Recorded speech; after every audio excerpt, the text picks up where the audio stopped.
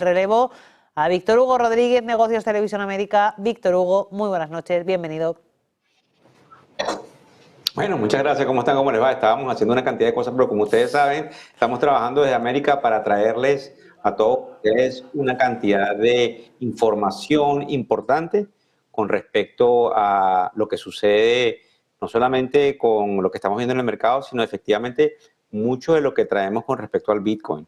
Estoy observando muchísimas cosas que sucedieron el día de hoy. Quiero hacerles entender a todos ustedes, creo que estaba viendo un lugar donde no debía haber, todo lo que pudiese estar pasando en el mercado el día de hoy, que deja más de uno, como digo yo, estuvimos bastante preocupados con los que observamos el mercado el día de hoy, porque no nos esperábamos que tuviésemos esta particular oportunidad de ver una caída nuevamente. Yo no lo tenía planificado, pero creo que quienes están diciendo que hay una rotación importante de dinero saliendo de los Estados Unidos es una realidad, de que hay que vender probablemente cualquiera de los rallies que pudiésemos estar observando en el mediano plazo, pudiesen tener algún tipo de posibilidad de estar ciertos. Y quiero que rápidamente pasemos a cuáles fueron los titulares que hoy marcaron la pauta dentro de quienes estábamos observando lo que sucedía en el mercado, hasta que, como ustedes saben, ciertas noticias que tuvieron que ver con lo que Donald Trump hizo el día de hoy, pues lamentablemente movió todo y lamentablemente pues también dio paso a que la volatilidad volviera a ser de las suyas, aunque yo debo insistir de que cuando estamos observando en el momento particular de lo que vemos en el mercado, el índice que comúnmente se llama el índice del miedo, no tiene esos niveles de peligro que deberían existir, máxime cuando estamos viendo una caída, como yo le comentaba a Manuel, en algunas de las aperturas que hacemos normalmente en horas de la tarde, temprano en Madrid, cuando son las 4:38 de la tarde, hora del este de los Estados Unidos, 9:38 en Madrid, observamos fehacientemente que parecen unas caídas totalmente escalonadas y que lamentablemente, pues para los que llaman a que esto se hubiese acabado, no debería ser así, puesto que no hemos visto lo que se llama una capitulación. Con respecto a los titulares, en el New York Stock Exchange hay una cantidad de acciones que obviamente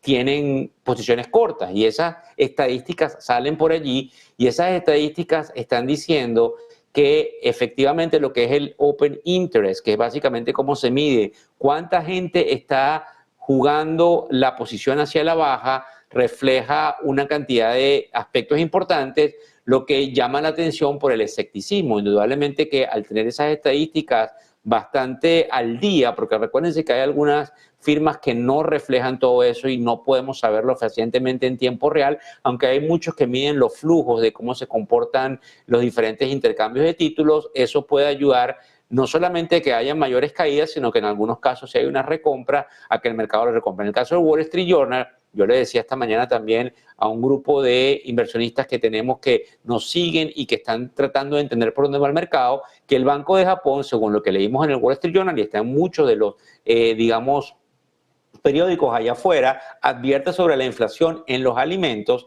Hablo del Banco de Japón, y eso pudiese ayudar y obligar a endurecer la política monetaria. Y muchos me preguntan, si eso es así, ¿cómo nosotros podemos entender, Víctor, qué tiene que ver lo que sucede allí en Japón con lo que nos pasa en el día a día a nosotros? Pues básicamente lo que nosotros hemos venido observando es el hecho de que en la medida en que esas políticas suben,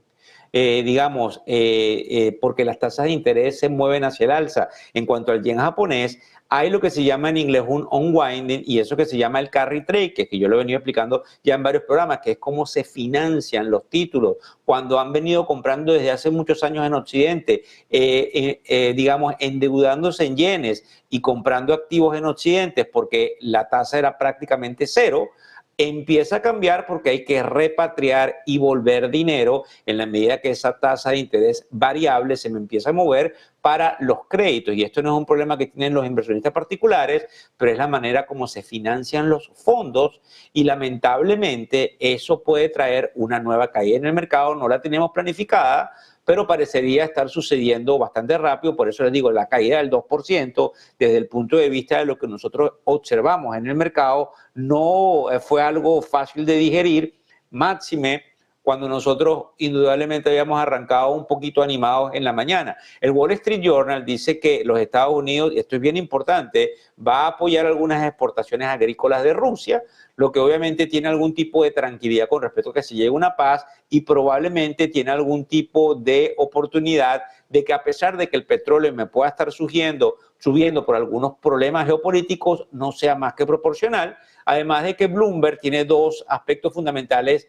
que reportar. Uno, que obviamente desde el punto de vista de las tarifas pareciera que Trump, y como lo supimos el día de hoy con respecto a los autos, no quiere muchas excepciones, y también el hecho de que indudablemente hay problemas dentro de lo que sería el Partido Republicano para ponerse de acuerdo con respecto a la brecha presupuestaria en un plan que se llama de reconciliación fiscal.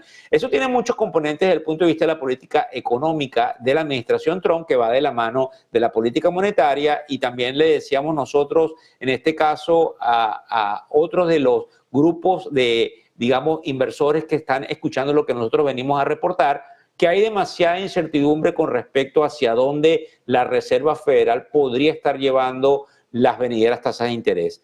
Hay mucho miedo de que todos los componentes de esta actividad que tenemos en virtud de lo de las aranceles lleve que esa incertidumbre cause lo que observamos en las últimas horas, un poco más de inflación, y que a raíz de causar tal cantidad de inflación en el mercado o expectativas inflacionarias, ellos no puedan bajar las tasas de interés. Eso aumenta la sensitividad en los modelos precisamente de las compañías de tecnología, y es por eso que nosotros observamos que con cualquier estornudo, lo que más me cae es lo que tiene más volatilidad, indudablemente el índice de Nasdaq, que es el índice que comprende a las acciones tecnológicas. En el Financial Times observamos también alertas de golf, y eso fue lo que salió esta mañana, pero obviamente le teníamos que prestar muchísima atención porque ellos dicen que obviamente pudiesen ver inflaciones. Recuérdense que hay algo interesante que va a salir la semana que viene, y es el hecho de que las minutas de lo que se supo el Banco Central con respecto a la última reunión estaría por saberse, salen alrededor de 15 días después, y ahí vamos a observar qué se discutió ese martes 18 y miércoles 19, cuando fue la última reunión la semana pasada de la Reserva Federal, para saber realmente cómo estaban observando ellos lo que podía pasar. Otra de las cosas que a mí particularmente me llamó la atención fue una encuesta que tiene que ver con quienes manejan las finanzas en las compañías, es como se dice los Chief Financial Officer, y ellos muestran una visión pesimista del futuro económico del país. Eso obviamente tiene un arma de doble filo, pero cuando tengo una visión pesimista del futuro de lo que es el país, pues obviamente sucede todo lo contrario. Desde el punto de vista, digamos, geopolítico, hay problemas porque una cantidad de gente de muy alto calibre en los Estados Unidos está yendo a Groenlandia. Como ustedes saben, el presidente Trump se ha encargado de decir que ellos van a tratar de ver cómo negocian para tratar de hacerse con lo que sería algunas ramificaciones importantes y bases militares, o el control de lo que es esa parte del mundo, porque dicen que tiene algún tipo de connotación muy, muy importante con respecto a la paz y a la defensa de los Estados Unidos. Desde el punto de vista de lo que serían los indicadores del día de hoy, una de las cosas que sucedió en la mañana y que obviamente hizo que el mercado sintiera que la economía no está totalmente en decadencia fue el hecho de que algo que se llaman los nuevos pedidos de bienes duraderos manufacturados en los Estados Unidos subieron alrededor de un 0.9% en febrero del 2025, lo que representa un aumento basado en unas expectativas que esperaban una caída que era específicamente del 1.2%, y eso desató que algunos empezaron a sentir, como por ejemplo lo decíamos con el bono de 10 años, que empezaron a vender el papel producto de que estimaban, como de hecho pasó, estábamos en el 4.33, 4.34 y terminamos en 4.35 de rendimiento a 10 años, lo que implica que han vendido ciertos manejadores de dinero el papel por el temor inflacionario. Y aquí el problema fundamental que tiene ese indicador que les traigo a colación en esta parte del programa, cuando son las 4:46 de la tarde, hora del este de los Estados Unidos, 9:46, con todo lo que tiene que ver en Madrid, 2:46 en mi querida Ciudad de México, que por cierto, el lunes vamos a estar hablando de México. Antes de que empiecen las tarifas, tenemos un invitado especial que nos va a estar hablando específicamente de lo que sucede con México, máxime cuando obviamente viene del mercado privado mexicano con uno de los fondos más grandes del país, y él de primera mano sabe cómo es el flujo de información que sucede ahí. En cuanto a esos pedidos, pues prendieron las alarmas en todo el proceso que tiene que ver con la formación de las órdenes a nivel de fábrica, y nosotros creemos que esa situación hizo que muchos trajeran a colación el hecho de que la economía no está dormida y de que, a pesar de lo que muchos dicen de un menor crecimiento, pues la economía más bien sigue andando, lo que puede poner, como ustedes comprenden, en una situación difícil a la Reserva Federal con respecto a las tasas de interés. Dos compañías importantes que reportaron hoy: Dollar Tree, que por supuesto no solamente dio unos mejores resultados y mejores ganancias que lo que se esperaba, sino que pudo vender uno de sus negocios que se llama el Family Dollar a una compañía de private equity que por lo general tienden a reestructurarla y a tratar de maximizar todo lo que tiene que ver con esa compra, sino que, como también le contaba a Manuel en la mañana, todo lo que tiene que ver con Chewy, que es una compañía que se encarga específicamente de la parte de mascotas, hizo algún tipo de ventas que estuvo por encima de lo esperado, lo que refleja una demanda importante en el mundo de las mascotas. Y esto tiene que ver con el consumismo del pueblo americano, que muestra que, a pesar de lo que estamos viendo y a pesar de la incertidumbre, esa compañía se atrevió a dar márgenes positivos hacia futuro, lo que permite comprender de que esa demanda está fuerte. Y vuelvo a repetírselo, aquí lo importante y lo interesante es que eso nos hace aseverar que, en definitiva, la posibilidad de que nosotros veamos ese recorte de tasas de interés pareciera bastante, no digamos nula, pero que ha venido bajando en términos de expectativas, porque la economía pareciera no estarse apagando totalmente, y ahora se le pone encima esto el hecho de que el presidente Trump, como nos lo dejó saber el día de hoy, está sumamente convencido de que nosotros podríamos estar en esa etapa final donde todo el mundo va a tener que apretar ese cinturón de seguridad, porque para poder hacer negocio con los Estados Unidos hay que tratar de hacerle frente a ese proceso. De hecho, para comentarles, unos economistas que se nos han acercado nos han explicado en algunos documentos de que no solamente las tarifas son un arma de negociación, sino que parecieran ser una oportunidad de recaudar dinero, lo que implica que algunos dicen que las tarifas llegaron para quedarse y van a formar parte de la composición de la estructura de costos de todo lo que vamos a estar importando. Ahora bien, desde el punto de vista de quienes pudiesen tener la razón, les voy a dar algunos tips que teníamos hasta hace un par de horas de lo que los optimistas están pensando y de lo que los pesimistas están pensando, que, como ustedes saben, son los que están ganando la batalla en todo este proceso, dándonos a conocer que lamentablemente la volatilidad, a pesar de que no es muy alta, ha llegado para quedarse, y que los cambios están siendo, así sean escalonados, están siendo bruscos. Desde el punto de vista de estos optimistas, los mercados dicen que podrían mantener su impulso, algo que por supuesto no vimos hoy miércoles 26 de marzo, y que probablemente desde el punto de vista técnico, a pesar de que hay un techo que estuvimos tocando a nivel de 5.800 prácticamente, lamentablemente no pudiese existir el hecho de que lo superamos. Desde el punto de vista también técnico, recuérdense que las máquinas ven todos estos procesos. Ese promedio móvil de 200 días es una zona que estaba alrededor de los 5.750 en el Standard & Poor's 500, pero que efectivamente algunos decían que por encima de 5.703 semanalmente, de algún cierre por encima de ese nivel, podríamos ver algún tipo de repunte hacia las próximas semanas. Todo esto se mueve, no hay una zona exacta, y yo tendría que volver a ver los modelos que tenemos ahí atrás para saber exactamente cuál es ese nivel. Hay algo que nos tiene muy preocupados con respecto al tema, digamos, de las tarifas. Porque el tema de las tarifas, y ahí es muy cómico porque en la lámina que ustedes están viendo ahí en pantalla se ve un oso, que obviamente es el que denota lo que algunos dicen que podría estar pasando, a pesar de que este tema tarifario tiene esa incertidumbre. Algunos hablan y dicen fundamentalmente que la debilidad en el sector inmobiliario y otra de las cosas podría traer algún tipo de calma. Nosotros estamos muy, digamos, digamos, en conocimiento de que quienes están ganando y quienes tienen lo que sería el sartén por el mango, por donde se agarra el sartén, son quienes están viendo que el mercado empieza a desmoronarse, que empieza a salir dinero de la bolsa americana y que empieza a irse hacia otros activos. Una de las cosas que nos llama la atención indudablemente es el hecho de que así como pierde la bolsa americana, también está perdiendo pues indudablemente el bono a 10 años, así que no habría algún miedo generalizado de que algo está pasando afuera, sino que efectivamente el dinero se está yendo tanto a Europa como a China. Otra de las cosas que dicen quienes están positivos para seguir en esa tónica es el hecho de que hay un aumento en lo que serían los inventarios de la vivienda.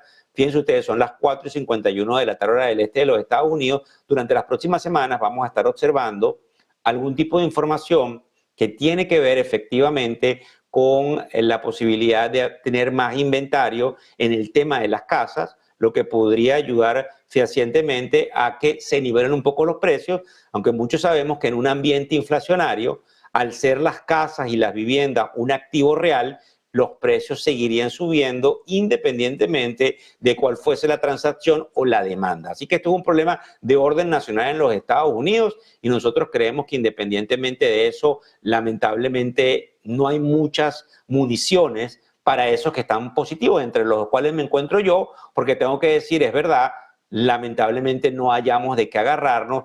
Indiscutiblemente hay mucha data estadística que dice que a raíz de todo el sentimiento negativo pudiésemos tener un rally, pero eso no fue lo que observamos el día de hoy, mientras que los pesimistas dicen que todo esto está perdiendo fuerza, que hubo un rebote, fíjense bien, del Standard & Poor's 500 desde lo que fue el 13 de marzo, que fue el momento en el cual vimos la caída desde donde hubo el pico hace unas semanas atrás, de alrededor del 5% y que la euforia técnica pues lamentablemente se ha acabado, que más bien vamos a ver algo hacia abajo, además de que citan de que lo que pasó con el Conference Board el día de ayer con las expectativas de los consumidores y de la confianza, lamentablemente deja mucho que desear y probablemente lo que nosotros queremos hacer en todo este proceso es dejarles entender de que hay que ser sinceros, hay compañías que no están reportando buenos niveles y de que efectivamente pudiésemos estar observando en algún momento una caída mayor.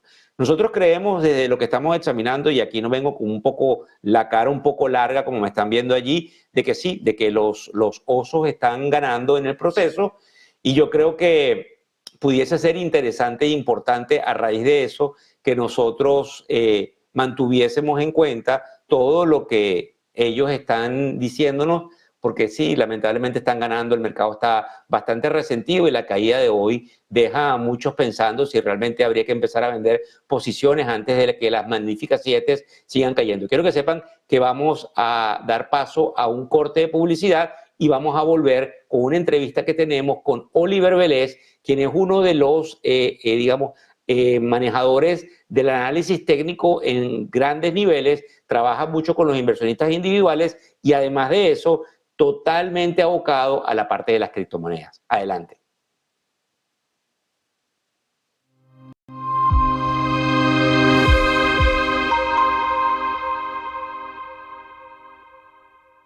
¿Qué cuento quieres hoy?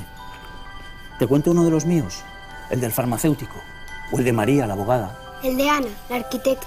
Vale. Eres una niña que soñaba con crear los edificios más impresionantes de la Tierra. Se pasaba el día dibujándolos. Sabía que algún día acabarían llegando a lo más alto de cada ciudad. Y que cualquier persona... Cada profesional tiene detrás una historia increíble. Creer en ella es lo que de verdad cuenta. Arquia Banca, el banco de los profesionales. Vuélvete máster en transformar tu carrera. Obtén tu Master in Management con doble titulación de Tulane University, Estados Unidos y de UFM, en Madrid. En el corazón de Madrid, descubre los Montes de Galicia, donde la tradición gallega se encuentra con la innovación culinaria.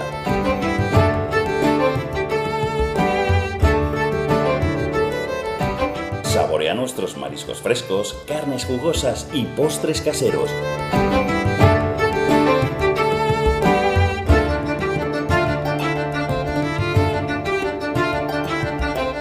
Todo preparado con ingredientes de la más alta calidad.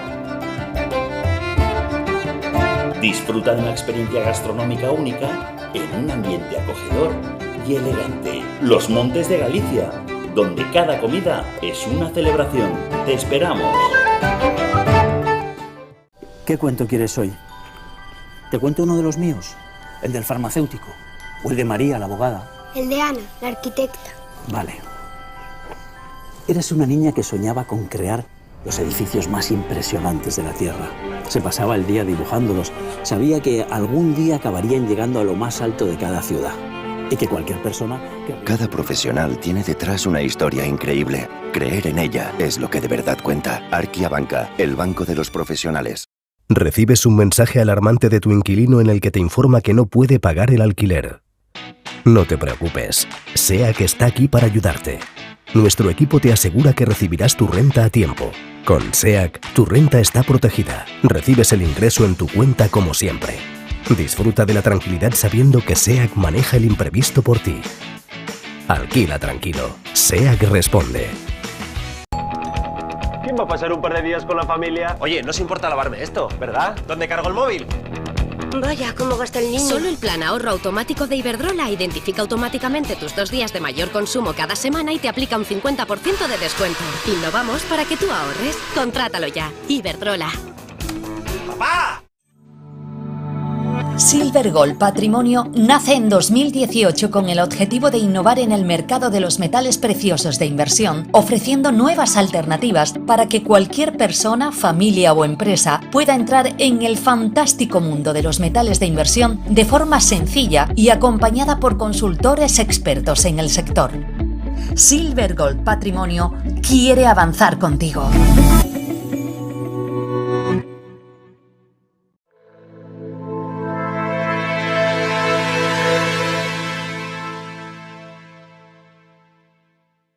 Vamos a estar con un gran amigo personal, como lo es el señor Oliver Velez, que para que ustedes tengan una idea, tiene muchísimo tiempo, básicamente haciendo el entrenamiento a esa gente que como ustedes nos está mirando y está tratando de entender cómo funcionan los mercados. Además de que no solamente es un profesional que tiene muchísimos años de experiencia, fue presidente de una compañía que se llama Pristine.com y después todo eso ha crecido en otras áreas fundamentales, sino que también fue una de las primeras personas que me tendió una mano para llegar a Estados Unidos y se convirtió inclusive en el padrino de mi boda. Así que le doy un aplauso a mi querido amigo Oliver. How are you? How you doing? Happy to see you, happy to interview you. So I would like to straightforward ask you, what do you think about the Bitcoin? Because obviously I know you love the asset class. And thank you for joining us in the Negocios TV. Well, thank you very much for having me, Victor. It's nice seeing you. It's been quite a while, actually, since the last time I've seen you. But thank you for having me. Listen, yeah, I actually came into Bitcoin in March of 2020 and recognized it at that particular time as a tradable asset that had, for me, a decent amount of tradable volatility. Shortly after that, and after doing some additional research on the asset, I began to realize that it was absolutely more than just a tradable asset, that this was a perfect form of money, a form of money that in reality the human race has never really truly had. This was an asset, a commodity, a currency, all wrapped in one. And it had a true, honest ledger that is immutable. And so I began to fall in love with the asset and began to view it more than just an asset, but an actual solution to the debasement of currencies that's happening all around the globe today. Excellent. And listen, do you know that a lot of the institutional guys in Wall Street and in other areas in the world, they have been pushing for some sort of institutional vehicles where institutions can invest. And recently we got approvals in the last administration for some ETF. We see a lot of people putting money into the asset class. But the reality is that within the last few weeks, we saw a retracement, and I'm talking about the Bitcoin, from the, let's say, 100,000 plus to the 80s, sometimes even below the 70-something. What do you think about that? What do you think that's happening, knowing that the institutional guys have all the knowledge, the resources to put this asset class north of 150 or 200,000? Well, first of all, it's quite amazing that the Bitcoin of today is very different from Bitcoin when I first got involved with it in 2020. Bitcoin today has regulatory clarity. We have spot Bitcoin ETFs. We have the first, obviously, pro-Bitcoin U.S. president. We have institutional sponsorship, and Bitcoin is the fastest adopted technology known to mankind up until this particular point. So yes, it is true that Bitcoin has pulled back, as has all assets for the most part. And this is par for the course as far as Bitcoin is concerned. The average Bitcoin pullback during bull periods in Bitcoin actually supersedes 30%. This pullback is a little bit less than that. And what we're finding from a technical perspective is that because of institutional adoption and because of the spot Bitcoin ETFs putting in a permanent institutional bid in the Bitcoin market, that demand is actually shrinking the volatility of Bitcoin. So what we're seeing is that its normal pullbacks of 38%, 35% are actually becoming more and more rare. The average bear market decline in Bitcoin typically is around 70, 75, close to 80% during bear periods. It's our take that those days are gone forever. There will be bear periods in Bitcoin. This is not one of them, by the way. There will be future bear periods in Bitcoin, but those bear periods will be a lot shallower, in our opinion.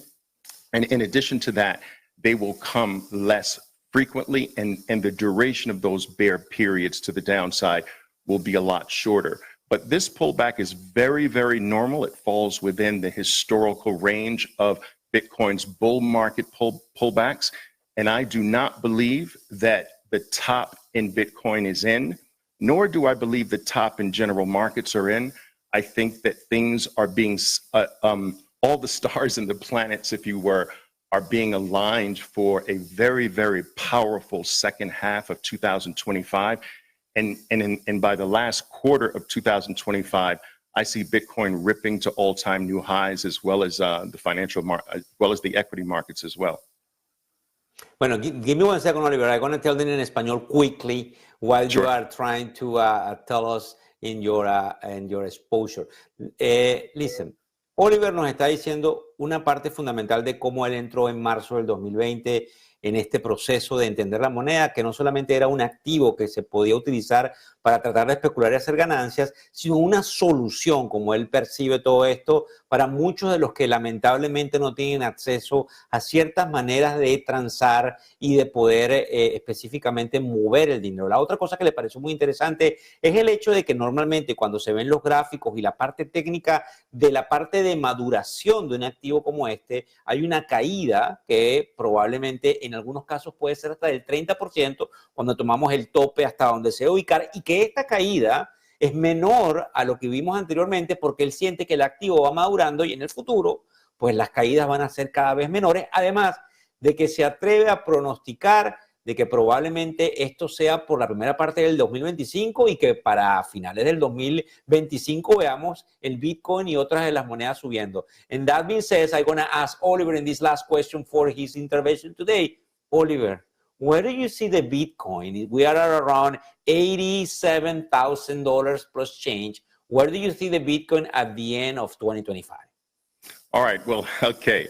I'll say this.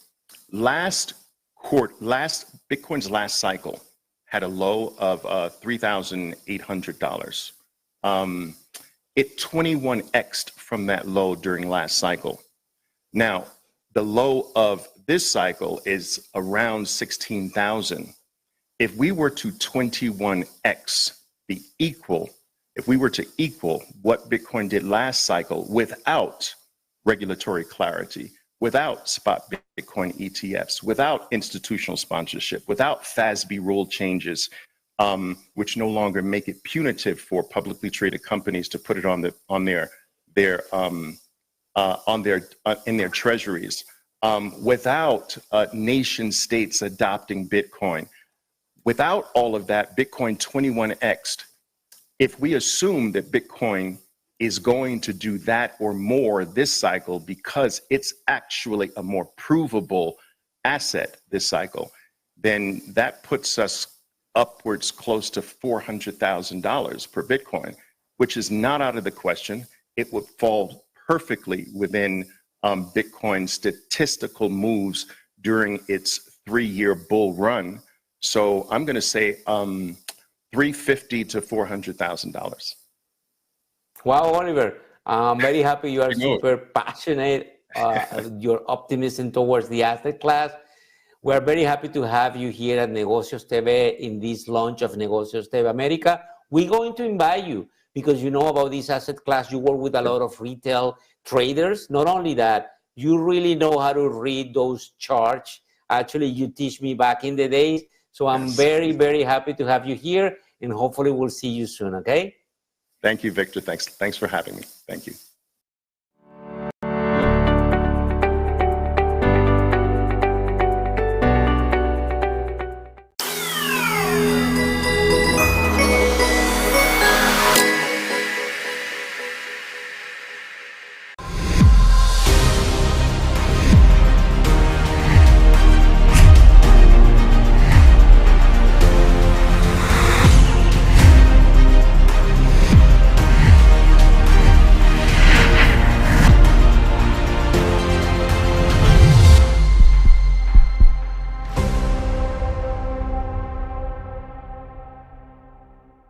Estamos nosotros en una entrevista con Matt Hougan. Él es el Chief Investment Officer de Bitwise, que es uno de los grandes, digamos, actores en el mercado de los activos digitales.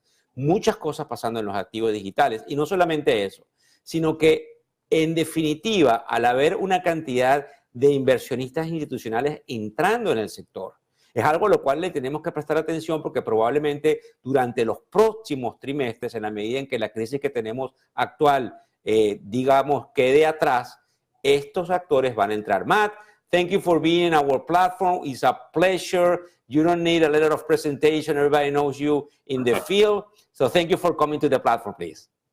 Thanks for having me, Victor, and buen día y buen negocio. Thank you. Gracias. Matt, listen, quickly. The Bitcoin have some sort of, and then when we speak about digital assets, normally we speak about the Bitcoin, but we have the Ethereum, and I also want to speak with you about the Ethereum and the XRP. But obviously, the important part is that we see after President Trump won the election on May 5th, we got some sort of ramp up to over the 100,000. And then obviously a lot of technical people from the institutional world are seeing a kind of a retracement towards potentially 70-something where they feel is the value zone to buy again the Bitcoin. If you can articulate what is your opinion, obviously you manage a lot of money for institutional clients and you have an expertise on that asset class. If you can educate us and our Latin audience and Spanish-speaking audience, that would be great. That's absolutely right. You know, you mentioned that we're seeing this sort of movement of institutional investors into the space, and it's set to accelerate. And I think that explains what's happening to the price. Right now, long-term in Bitcoin, there's a structural difference between demand and supply. The Bitcoin network only produces 160,000 Bitcoin a year, but institutions are buying hundreds of thousands every year through ETFs, through corporations, etc.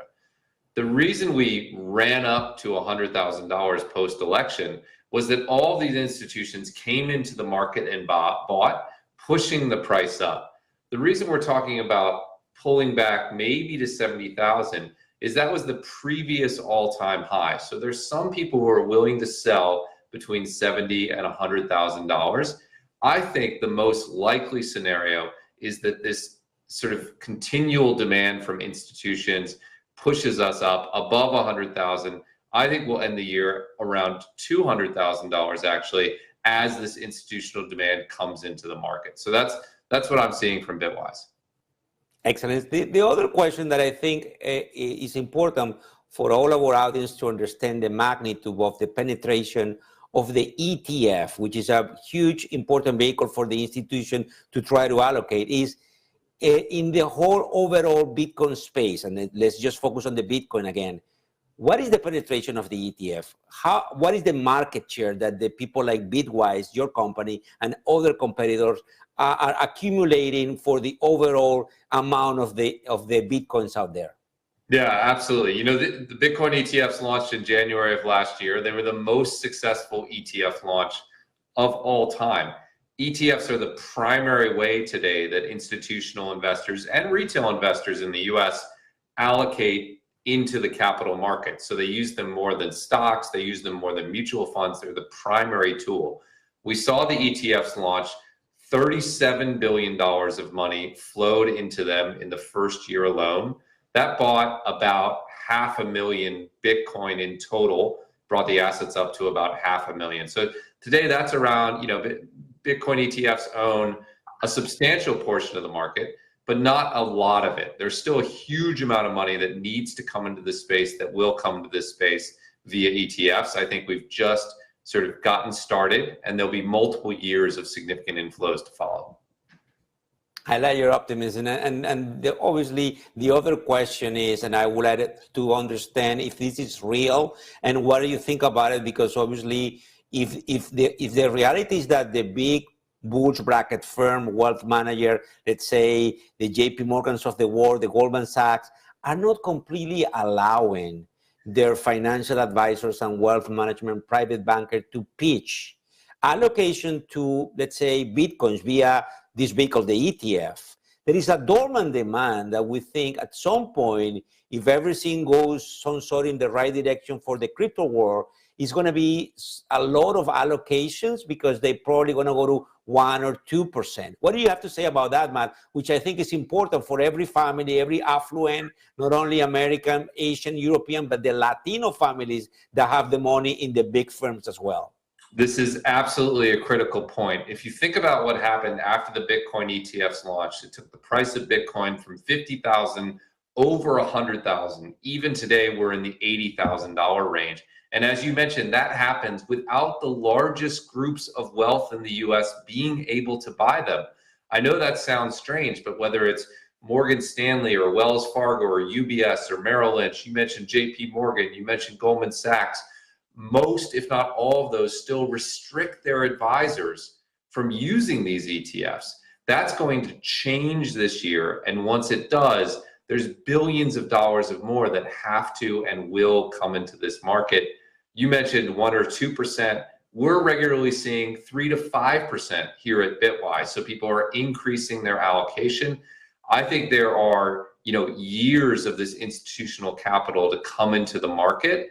And traditional investors, retail investors, investors listening to this program have a short-term opportunity to get ahead of those institutional investors. So that's why this is such an important market or moment in the market, because those institutions are coming. They're not all here yet, but they will be here in the near future. And that's going to be a major new source of demand. Excellent. Listen, the other thing I want to discuss with you, and you know, when we came from the institutional world, we have this major institution that by regulation, they have to report. For example, this next week, we have the end of the first quarter of 2025. A few days later, there is obviously release the profits and how companies that are listed have to report, but also funds, big players are required by law. I think it's something called the 13F. They need to report that. And that's where other institutions are seeing who's owning, who's selling, compared, let's say, quarter to quarter. Is that, again, something happening in the crypto world? And if you and any of your competitors are always seeing who is accumulating when they disclose that information, Matt? That's exactly right. Yeah, you have to disclose it every quarter. So we saw, for instance, in Q4, that the percentage of assets held by institutional investors went up about 50% over Q3. So a clear sign that they were coming into the market. We learned that there were major mainstream institutions using ETFs to gain exposure to Bitcoin. There were university endowments. There were state retirement planning firms. The Sovereign Wealth Fund of Abu Dhabi bought $500 million of Bitcoin ETFs. So these 13F filings give us a window into who's buying. And I'll tell you this, every time we see a new batch of these filings, every quarter, the quality and the number of institutions is going up very fast. I expect when we see the Q1 filings, we're going to see a large number of institutional investors, most of the largest hedge funds in the world, and many of the largest financial advisors showing that they have an allocation to Bitcoin. Listen, Matt, give me 1 second. I'm going to try to explain it in español quickly what we've been discussing. La primera cosa que hablamos con Matt es indudablemente qué piensa él luego de que algunos dicen que a niveles de 70,000 el Bitcoin obviamente podría llegar en el caso de que el mercado caiga. Él sigue diciendo que obviamente hay gente que acumuló en esos niveles y que es muy importante ver qué puede venir después de que toda esta tormenta a raíz de los aranceles esté pasando.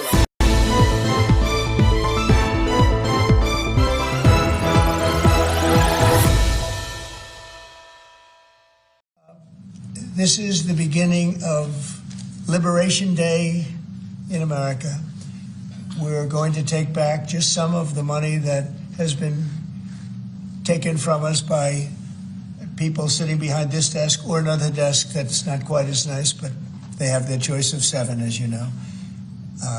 And we're going to charge countries for doing business in our country and taking our jobs, taking our wealth, taking a lot of things that they've been taking over the years. They've taken so much out of our country, friend and foe, and frankly, friend has been oftentimes much worse than foe.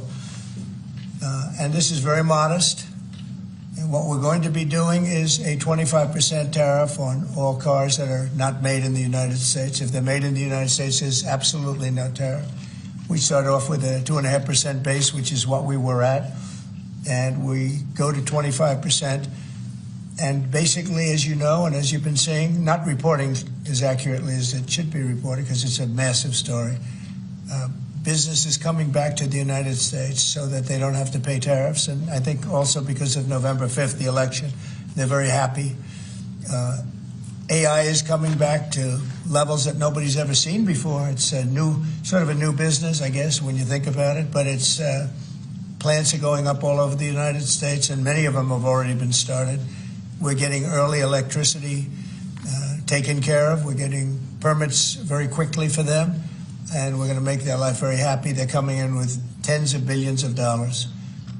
Individual plants will cost 10, 15, even $20 billion. We're going to let them build electricity generating plants along with their plant, and they can't even believe it, and we're going to get them very quick permits, as I've done always. I did that in Louisiana with 2 LNG plants. I got them one permit in 1 day after waiting 14 years and the other one in 1 week after waiting for 12 years.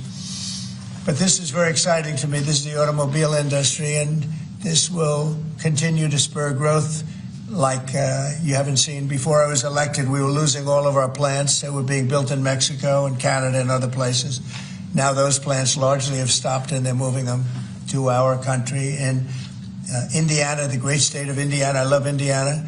Honda is building one of the biggest plants anywhere, and they've just started. They wouldn't have done it without this. In all cases, they wouldn't have done it without what we're doing. So we'll effectively be charging a 25% tariff. But if you build your car in the United States, there is no tariff. And what that means is a lot of foreign car companies, a lot of companies are going to be in great shape because they've already built their plant. But their plants are underutilized, so they'll be able to expand them inexpensively and quickly. But others will come into our country and build, and they're already looking for sites. They're looking for mostly sites. They don't want to take the old buildings that are empty and falling down. They want to build new, and there's tremendous action. There is likewise for other companies and countries like the chip making process. Your chip bill was a disaster done by Biden. All he does is give tremendous amounts of billions of dollars to chip companies that will do nothing with the money. They're not going to use the money here. They're going to just keep it. They have plenty of money. The one thing they have is they have a lot of money. in our case, all we're doing is saying you can't come in unless you build here. And the largest chip company by far is manufacturer from Taiwan is building here, and it'll give us almost 40% of the chip market just with that. They're spending almost $200 billion in the United States to build a plant, and they've almost started. They'll be doing much of the work in Arizona. So we have a lot of exciting things, but to me, this is one of the most exciting. Now, outside of one specific day, and that's Liberation Day. That's the real Liberation Day of America, and that's going to be in April 2nd. And I look forward to it. We'll have a little news conference. We'll talk about it. But this is very exciting. So we're signing a executive order today that's going to lead to tremendous growth in the automobile industry. As you know, the electric mandate that we did allows you to buy a car now with electric or gasoline-powered or hybrid. You can buy any car you want. We had it so that within a short period of time, you had to buy all electric, and the country could never provide the money necessary to build all of those power plants that you would need all over the country. As you know, in the Middle West, they built 8 power stations. That's like the size of this desk or smaller. And they ended up spending $9 billion on 8. And of the 8, 4 of them didn't work. And we're not doing that. So you can buy electric, or you can buy gasoline, or you can buy hybrid, or you can buy whatever you want to buy. And that's the way it should be. The market's going to determine that. And you're going to see prices going down, but it's going to go down specifically because they're going to buy what we're doing, incentivizing companies to, and even countries, but companies to come into America and build. And we're already setting records for new plants. I think the new plant number, the tally is just within a period of a few weeks. It's very large. I want to be accurate. It's very large. And I'd like to ask Will just to come and give some of the basics, and then I'll sign it, and it's off to the races. I think our automobile business will flourish like it's never flourished before. Yes, please, Will. Thank you, sir. As you stated, we've prepared for your attention a proclamation imposing a 25% tariff on foreign-made cars and light trucks. This is in addition to tariffs that are already in place on those goods. In addition to, as you said, spurring increased domestic manufacture of cars and trucks, we expect that these tariffs will result in over $100 billion of new annual revenue to the United States of America in tariff revenue. I think ultimately we could probably anywhere from $600 billion to $1 trillion will be taken in over the relatively short-term period, meaning a year from now, but starting right away. I think we'll go from 600 to $1 trillion within 2 years. And I think we'll be right from the beginning, we're going to be at a very high number, right from the beginning. And right from the beginning, you're going to have a lot of construction jobs, but you're also going to have a lot of automobile jobs. So this is very exciting, but it's also exciting because of what's happening with other aspects. We're going to be doing tariffs on pharmaceuticals in order to bring our pharmaceutical industry back. We don't make anything here in terms of drugs, medical drugs, different types of drugs that you need, medicines. It's in other countries, largely made in China, a lot of it made in Ireland. Ireland was very smart. We love Ireland. But we're going to have that. We're going to have lumber. We're going to free up some of our land. And you'll be able to meet a lot of other standards like fire cuts. If Los Angeles had fire cuts, which they didn't have, that's a gap of half a football field between areas. You wouldn't have had the fires. They would have been contained. But you have fire cuts. And by the way, you sell that wood for a lot of money, a lot of profit is made from that. But we're going to be doing lumber. We're freeing up our land so that we don't have to use outside sources of lumber. Energy, we're doing fantastically well at. You know, the energy prices have been coming down rapidly as we increase supply, and we've already done that. We have Chris and Doug are doing a fantastic job in that. That's Department of Energy and Department of Interior. And they're working together hand in hand because Interior has the land and Energy has the ability to do the drilling and do what they have to do. Our coal areas are going to be opened up for clean, beautiful coal. Germany's opening up many coal plants now. You know, they tried the wind and it didn't work. They almost went out of business. They almost went bankrupt. They tried wind, which is a disaster because it's too expensive and it doesn't look good, kills all the birds, a lot of problems. But Germany is now building a lot of coal plants. China is building one a week. Think of that. And they're using coal, which is very powerful. Coal is a very powerful energy. And we're opening up our coal mines again, and we're going to do, I call it beautiful, clean coal. The technology is so good now that coal can give you tremendous power at the same time. It can be very clean. But we're also obviously doing oil and gas and various other things. You can do pretty much whatever you want. We don't like the wind because we think it ruins the landscapes, the plains, ruins them. And it's got a lot of problems. It's also by far the most expensive energy. It looks horrible in the oceans. It's dangerous in the oceans in terms of navigation. And if you look at what's happening with whales, you know, in one area, they lost 2 whales, like in 20 years, washed ashore. And this year they had 17 wash ashore. So there's something happened out there. There's something driving the whales a little bit loco, but they lost 2 in 20 years. And now they lost 17 in a short period of time. So it's something wrong out there. So this is very exciting. This is going to lead to the construction of a lot of plants, and in this case, auto plants. And you're going to see numbers like you haven't seen, both in terms of employment. It takes a little while. You're going to have great construction numbers initially, and then ultimately you're going to have a lot of people making a lot of cars. And one other thing, we have the Speaker of the House with us, who's doing a fantastic job. And where's Mike? And we're trying to get approved. Mike, thank you very much for being here. We're trying to get approved, if we can. If you borrow money to buy a car, you're allowed to deduct interest payments for purposes of income tax, but only if the car is made in America. So if the car is made in America, you get a loan, you can deduct the interest. That's a big saving. A lot of people in that part of the world, in terms of buying cars, a lot of them don't think in terms of deductions.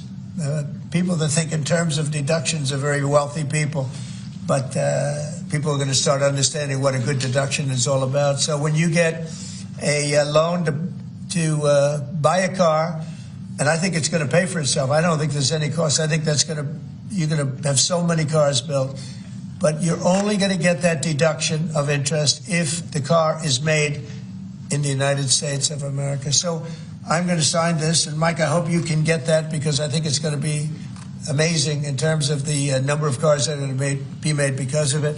And I want to thank Howard Lutnick, our fabulous commerce chairman. That's what he is. He's a chairman. He's a very successful guy, a great guy.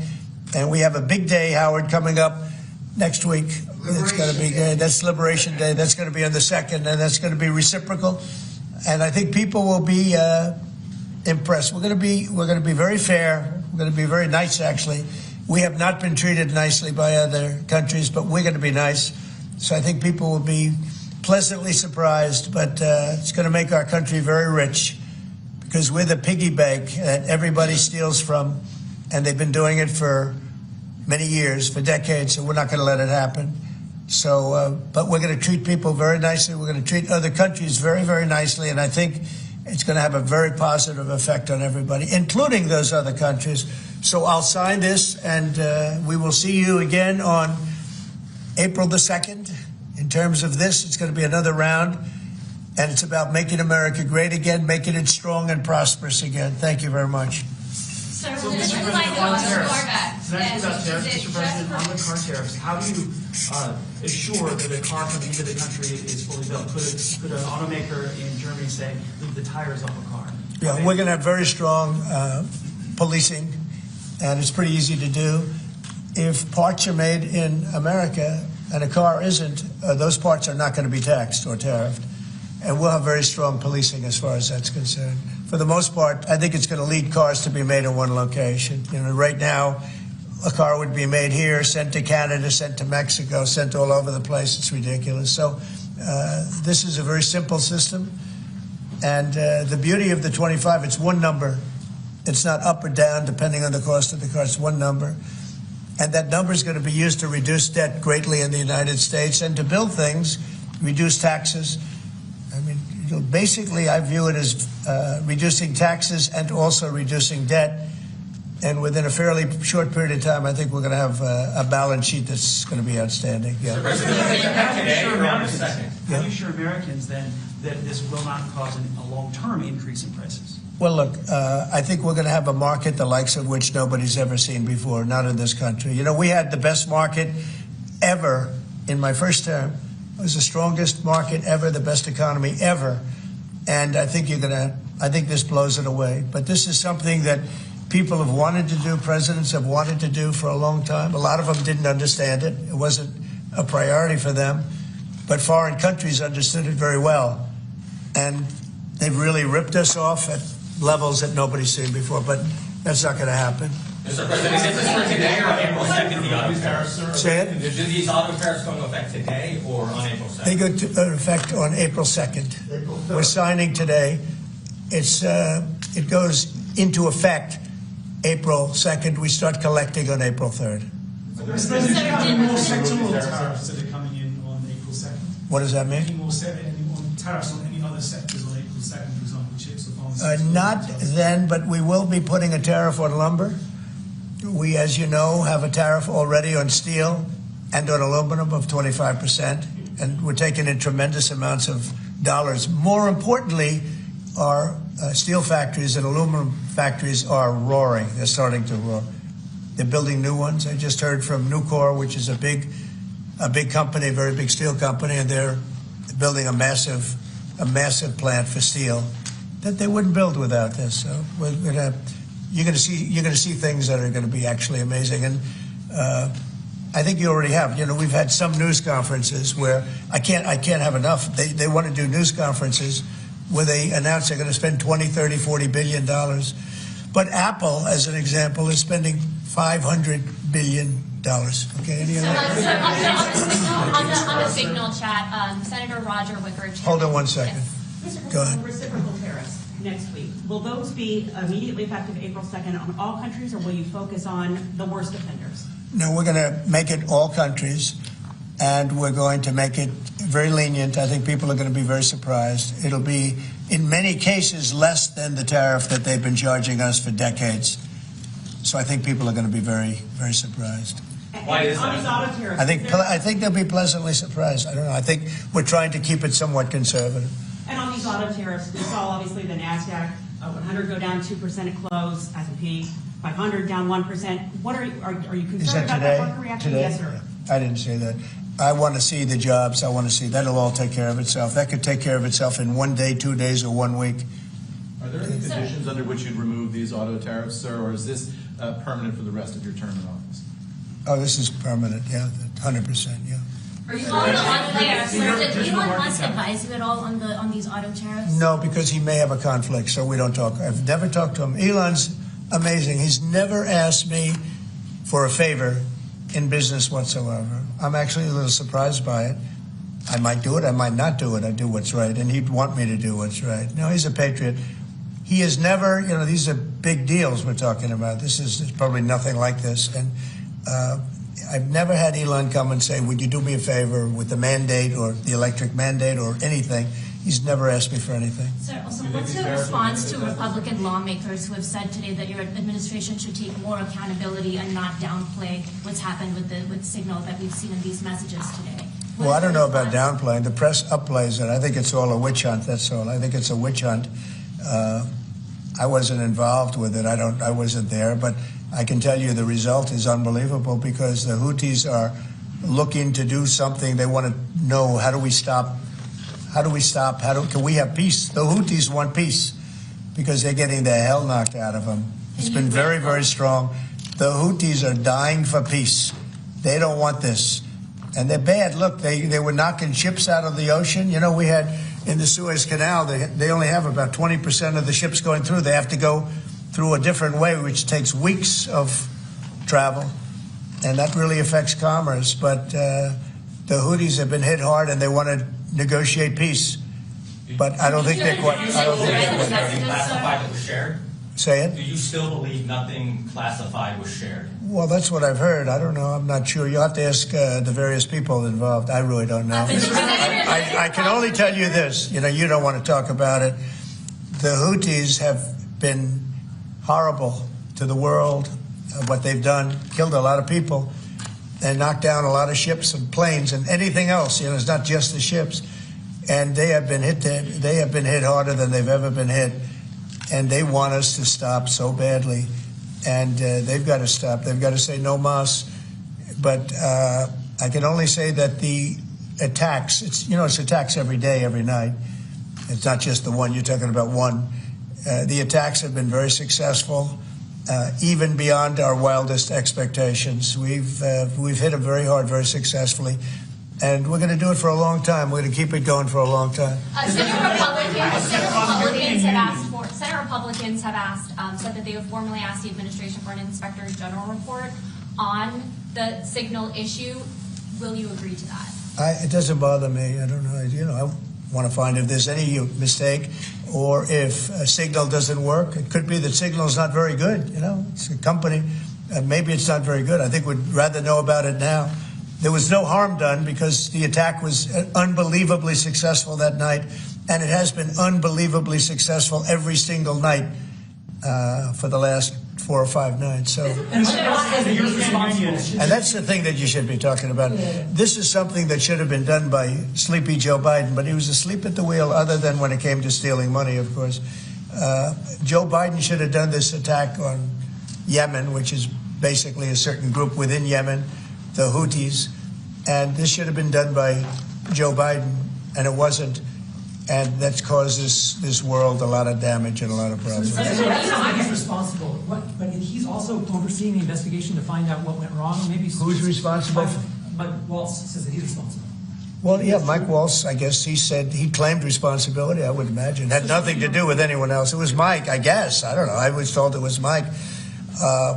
But again, the attacks were unbelievably successful, and that's ultimately what you should be talking about, I think. Mike did, he took responsibility for it. His position over this? Say it? Should Secretary Hegseth consider his position over the signal? Hegseth is doing a great job. He had nothing to do with this. Hegseth. How do you bring Hegseth into it? He had nothing to do. Look, it's all a witch hunt. Here we are talking about some of the greatest business deals ever made. The greatest companies in the world are moving into the United States, and you want to ask about whether or not Signal works. I don't know that Signal works. I think Signal could be defective, to be honest with you. And I think that's what we have to, because you use Signal and we use Signal and everybody uses Signal, but it could be a defective platform, and we're going to have to find that out. Have you been briefed about the soldiers in Lithuania who are missing? No, I haven't.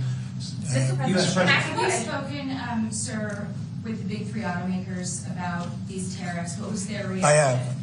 What was their reaction? It depends on whether or not they have factories here. I can tell you, if they have factories here, they're thrilled. If you don't have factories here, they're going to have to get going and build them, because otherwise they have to pay tariffs. Very simple.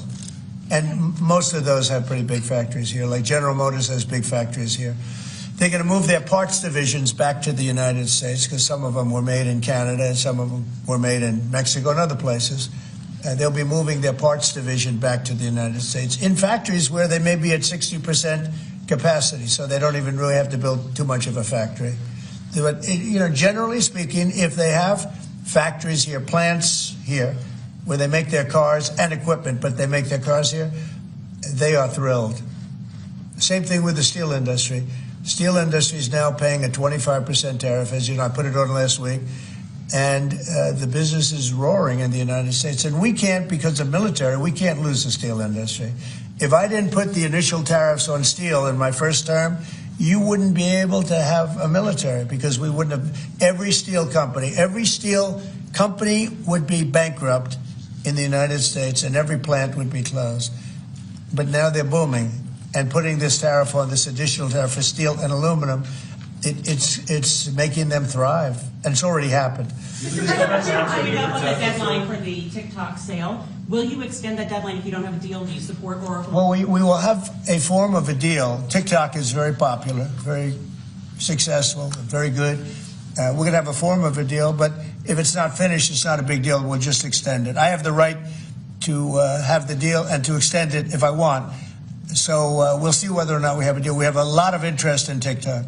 Is there a way for a U.S. company to operate it and ByteDance to still have a share of the algorithm? Well, there are numerous ways you can buy TikTok, and we will find the one that's best for the country, for our country. I'm worried about our country more than anything else with respect to TikTok. And China is going to have to play a role in that, possibly, in the form of an approval, maybe. And I think they'll do that. Maybe I'll give them a little reduction in tariffs or something to get it done, you know, because every point in tariff is worth more money than TikTok, if you think. Every point. Tariff is a much bigger world, and TikTok is big. But every point in tariffs is worth more than TikTok. So in order to get China to do, maybe I'd give them a reduction in tariffs as an example. Sounds like something I'd do. Do you think the tariffs are going to be good for Tesla, sir? Good for who? Tesla, which makes it good. Well, he is a fantastic Tesla. Will tariffs be good? I think they may. It could be a net neutral, or they may be good. He has a big plant in Texas. He has a big plant in California. And anybody that has plants in the United States, it's going to be good for, in my opinion. Mr. President, if you want to return education control to the states, how would you handle it if a state like California were to put in place education policy? You know, I haven't seen a mask in so long. You're wearing a mask. So nice of you. I haven't seen anybody wearing a mask in a long time. It's good. You feel more comfortable, right? Yes. Good. That's good. So go ahead. You said you want to return education control to the states. How would you handle it if a state like California were to put in place education policies you disagree with? Well, I think that California is going to be tougher because they're doing badly on everything they do. You know, everything they touch turns bad. So a place like California would be tougher for education. But what I would see with California is you'd have a Los Angeles department, and you'd have Riverside. You'd go to various places. And I think you'd have some great areas in California, and then you'd have some, like everything else, that doesn't work so well. But ultimately, I think it would be very successful. I think in New York, as an example, you'd go to Long Island, Westchester, you may have Nassau County, Queens County. You'd break it up in certain ways so they'd have maybe 5 departments, because of the size, they'd have 5 departments instead of 1. A state like Iowa, you'd have 1. And I mean, they're just chomping at the bit to get going. So many states are chomping at the bit to get education, and it's going to happen fast to get the education.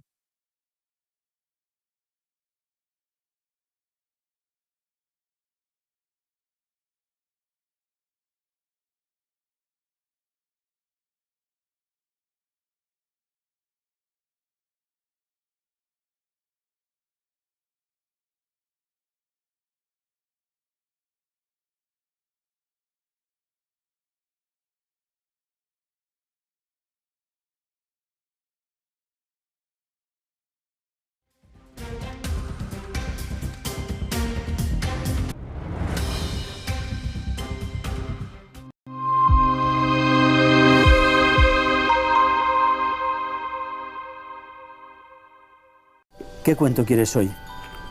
¿Te cuento uno de los míos? ¿El del farmacéutico? ¿O el de María, la abogada? El de Ana, la arquitecta. Vale. Eras una niña que soñaba con crear los edificios más impresionantes de la Tierra. Se pasaba el día dibujándolos. Sabía que algún día acabarían llegando a lo más alto de cada ciudad. Y que cualquier persona... Cada profesional tiene detrás una historia increíble. Creer en ella es lo que de verdad cuenta. Banca, el banco de los profesionales. Dejar sin palabras a un argentino no es fácil. Pero es lo que sucede cuando descubres que, por venir al Santander, puedes disfrutar del nuevo iPhone 16 con control de cámara por 0 euros al mes. Consulta condiciones en bancosantander.es. Me dejaron mudo, ¿eh? Santander, es el momento. El futuro te está llamando. En menos de 15 minutos, puedes estar operando...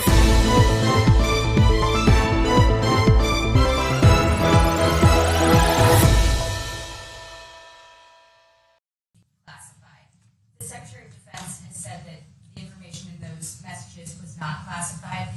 Are you going to ask me to review whether it should have been, should flight time? I would. You can view that two ways, frankly. There's a lot of ways to answer that question, but I'd certainly ask him to take a look at it. So, Mr. President, when they did this, in hindsight, should they have Well, there may be a problem with the platform, and if there's a problem with the platform, nobody should use it. You know, they could have a basic problem, but you know, I say it again. Not that I'm looking for lethality. I wish we didn't have to do it at all, but they're shooting down our ship, and we can't allow that to happen. And again, this time ago, or one or two more. Vice President's comments that he doesn't. Well, I understand where he's coming from.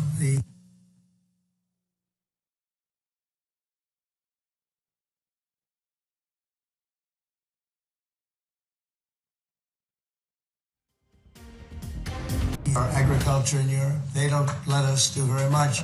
They treat us very badly. One of the reasons I'm putting tariffs on is that reason.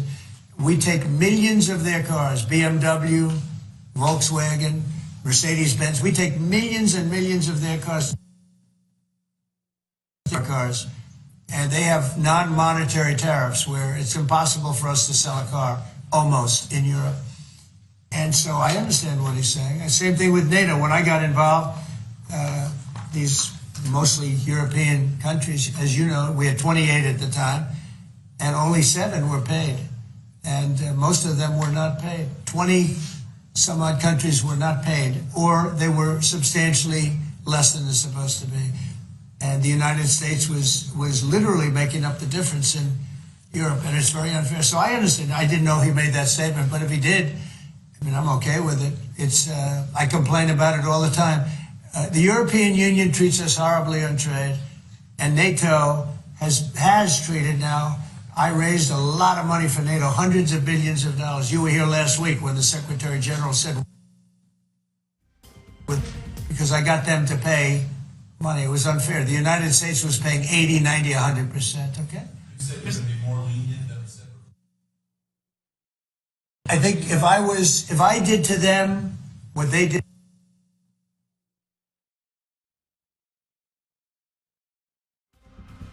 it'd be much more lenient. You'll see on April 2nd, I'm going to be much more lenient. They were really bad with us. And then should have stepped up. They should have stepped up and done something, and they didn't do it. And hence we have 36. Mr. President, you've criticized Jeffrey.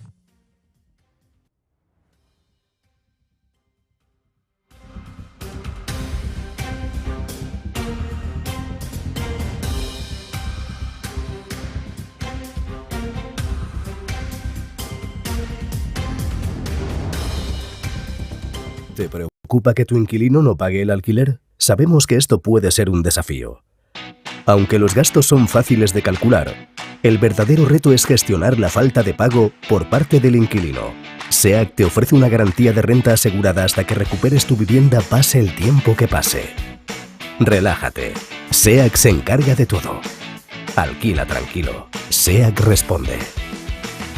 En O2 trabajamos para que todo funcione a la perfección. Sin obligarte a que te quedes si no quieres. Conectándote a toda velocidad en casa y en el móvil. Y si las tarifas mejoran, lo hacen primero para nuestros clientes. Siente la tranquilidad de haber elegido bien. O2. Respira. ¿Qué cuento quieres hoy? ¿Te cuento uno de los míos? ¿El del farmacéutico? ¿O el de María, la abogada? El de Ana, la arquitecta. Vale. Eres una niña que soñaba con crear los edificios más impresionantes de la Tierra. Se pasaba el día dibujando.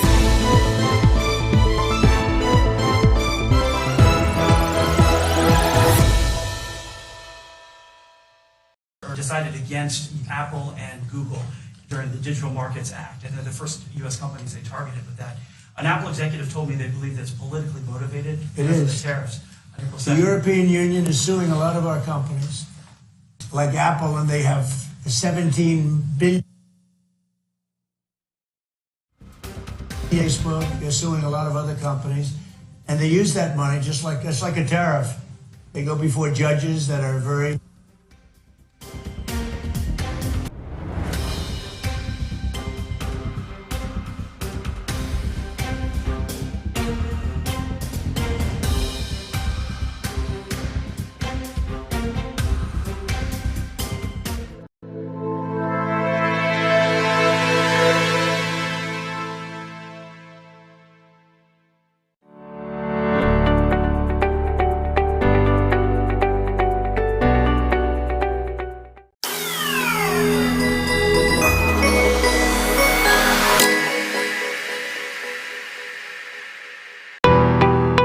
qué es Bitcoin. Hoy vamos a explicarles qué es exactamente Bitcoin, explicándoles los conceptos básicos para que entiendan esta criptomoneda de la que todo el mundo lleva años hablando. Esta explicación les servirá para saber también qué son exactamente las criptomonedas y cómo funcionan, para que puedan tener una noción un poco menos técnica de cómo funciona todo esto y a lo que nos referimos con cada término. Bitcoin es una criptomoneda o moneda virtual, concretamente la primera que fue desarrollada. Es la criptomoneda que le ha marcado el camino a todas las demás que llegaron después utilizando su tecnología. Esta tecnología es la cadena de bloques o tecnología blockchain, que también se utiliza para otras cosas. La primera de las criptomonedas fue creada por Satoshi Nakamoto, que es el seudónimo que corresponde a una persona que nadie sabe exactamente quién es, aunque sí que es cierto que ha habido muchas teorías. Esta persona publicó en 2009 un artículo en el que describía un sistema de pagos P2P al que llamó Bitcoin. Al cabo de unos meses, él mismo publicó la primera versión del software que permite gestionar la red de la moneda y que además empieza a interactuar con los primeros interesados en foros. La cantidad total de bitcoins que se emiten cada año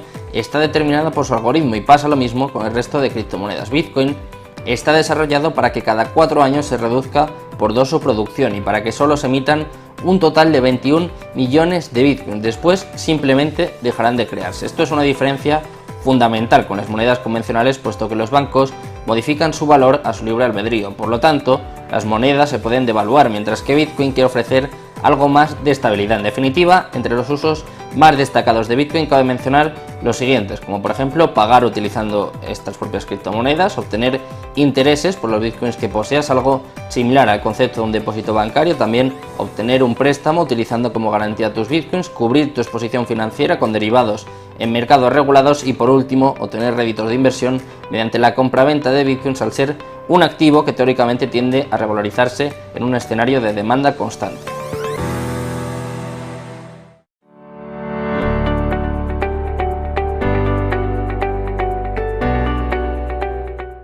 Estamos nosotros en una entrevista con Matt Hougan.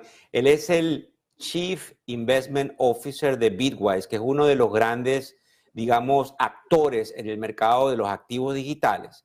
Muchas cosas pasando en los activos digitales. Y no solamente eso, sino que, en definitiva, al haber una cantidad de inversionistas institucionales entrando en el sector, es algo a lo cual le tenemos que prestar atención porque probablemente durante los próximos trimestres, en la medida en que la crisis que tenemos actual, digamos, quede atrás, estos actores van a entrar. Matt, thank you for being in our platform. It's a pleasure. You don't need a letter of presentation. Everybody knows you in the field. So thank you for coming to the platform, please. Thanks for having me, Victor, and buen día y buen negocio. Thank you, gracias. Matt, listen, quickly. The Bitcoin have some sort of, and then when we speak about digital assets, normally we speak about the Bitcoin, but we have the Ethereum, and I also want to speak with you about the Ethereum and the XRP. But obviously, the important part is that we see after President Trump won the election on May 5th, we got some sort of ramp up to over the 100,000. And then obviously a lot of technical people from the institutional world are seeing a kind of a retracement towards potentially 70-something, where they feel is the value zone to buy again the Bitcoin. If you can articulate what is your opinion, obviously you manage a lot of money for institutional clients and you have an expertise on that asset class. If you can educate us and our Latin audience and Spanish-speaking audience, that would be great. That's absolutely right. You know, you mentioned that we're seeing this sort of movement of institutional investors into the space, and it's set to accelerate. And I think that explains what's happening to the price. Right now, long-term in Bitcoin, there's a structural difference between demand and supply. The Bitcoin network only produces 160,000 Bitcoin a year, but institutions are buying hundreds of thousands every year through ETFs, through corporations, etc. The reason we ran up to $100,000 post-election was that all these institutions came into the market and bought, pushing the price up.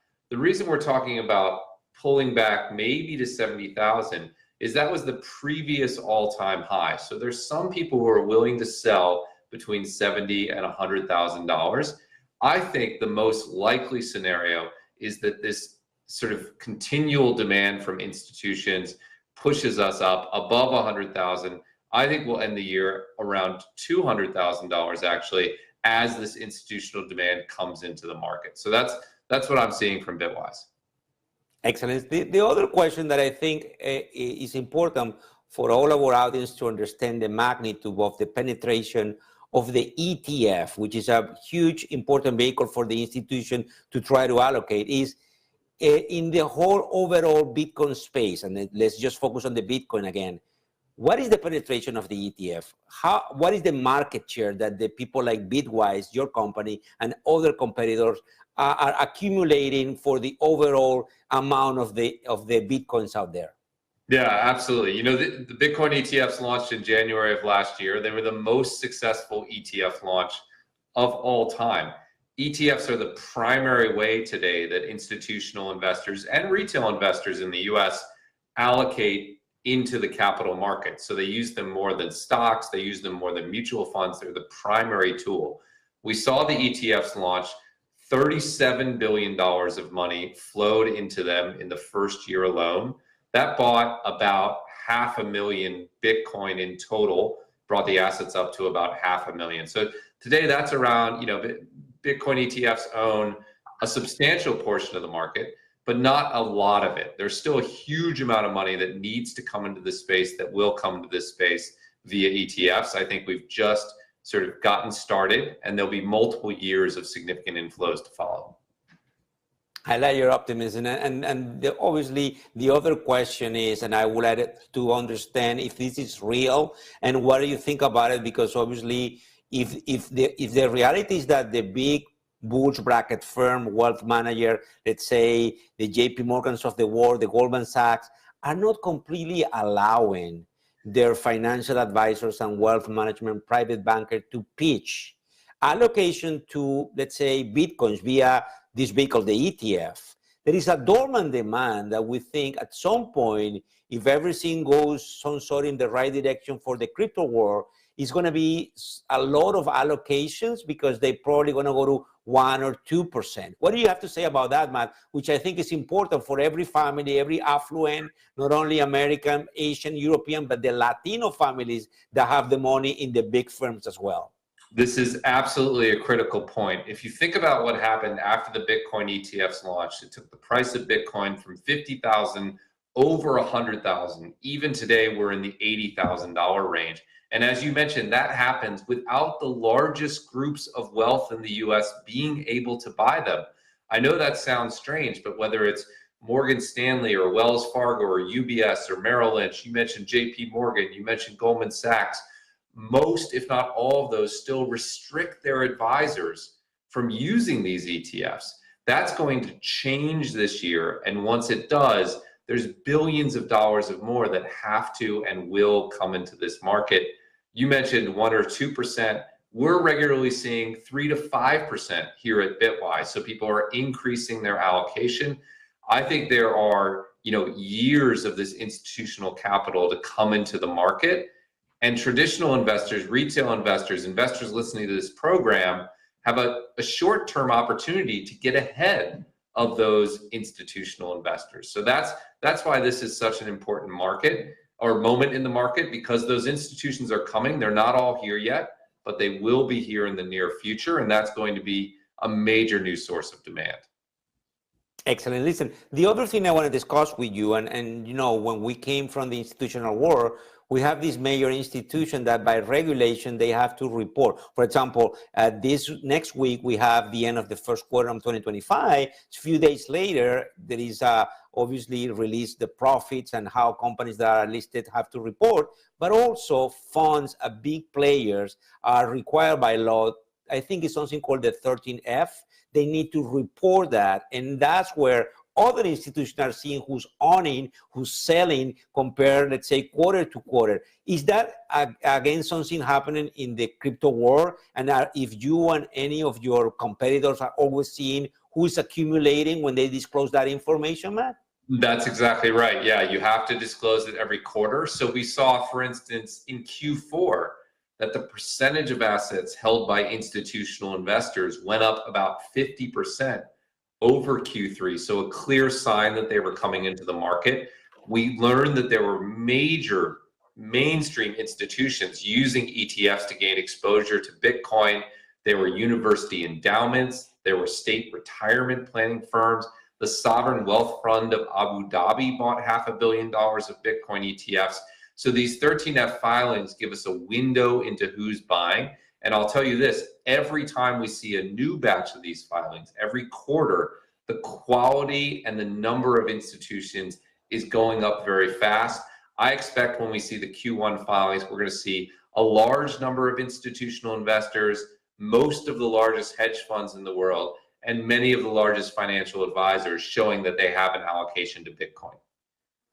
Listen, man, give me 1 second. I'm going to try to explain it in español quickly what we've been discussing. La primera cosa que hablamos con Matt es indudablemente qué piensa él luego de que algunos dicen que a niveles de 70,000 el Bitcoin obviamente podría llegar en el caso de que el mercado caiga. Él sigue diciendo que obviamente hay gente que acumuló en esos niveles y que es muy importante ver qué puede venir después de que toda esta tormenta a raíz de los aranceles esté pasando. La otra cosa interesante indudablemente es el hecho de una demanda represada, porque las firmas importantes no están dejando que sus asesores les digan a esos clientes, dígase las familias adineradas, que compren ningún tipo de los activos. La otra cosa que discutimos con Matt es indudablemente qué pasa con las instituciones que tienen que reportar, y él nos está diciendo que obviamente esas instituciones en el primer quarter del 2025 tienen efectivamente que empezar a decir que tienen el activo, y eso va a mover el mercado cuando esto se sepa a mediados de abril o a principios de mayo más tardar. Matt, in terms of the Ethereum and the XRP and any of the other, let's say, coins, how is the market evolving into that so we can migrate from only the Bitcoin to a more robust crypto asset kind of portfolios, ETF, and other instrument, please? Yeah, absolutely. You know, we already have Ethereum ETFs out there, so people are able to buy them from Bitwise and others. We've seen some demand for those. We expect in the second half of the year, there's a good chance that the SEC might approve ETFs for XRP, for Solana, and for some other assets. I would tell people, you know, they ask me, how do you personally invest in the space?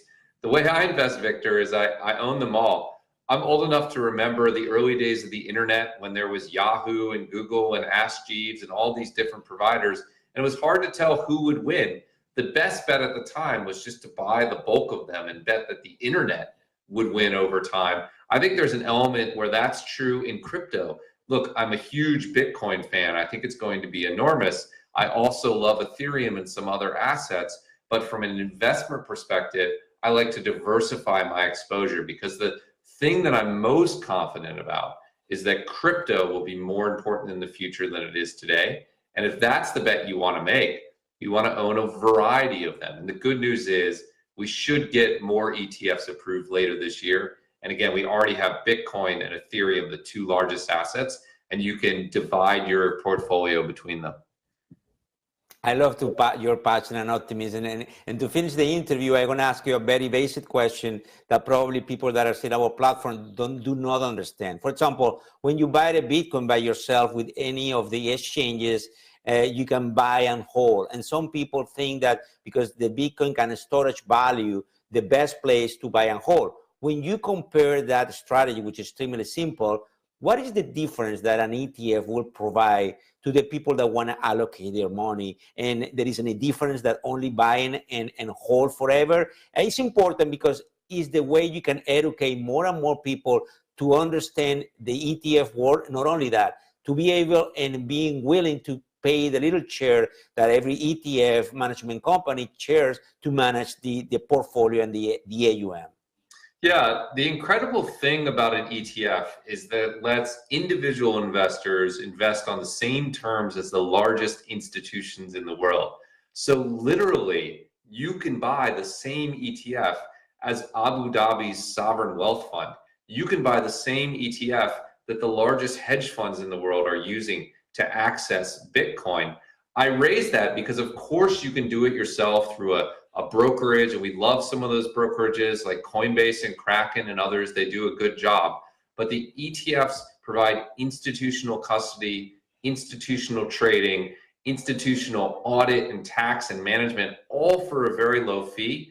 It's kind of an incredible deal. Imagine standing side by side with 9 of the 10 largest hedge funds owning the same thing. You can do that with Bitcoin ETFs. It's really a wonderful gift to individual investors, and it's how I invest most of my crypto money.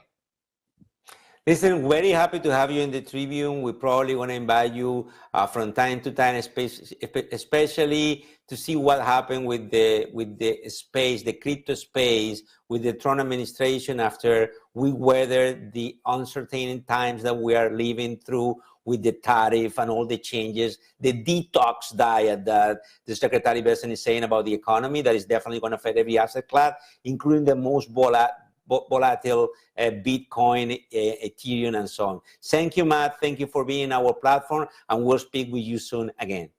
Thanks for having me.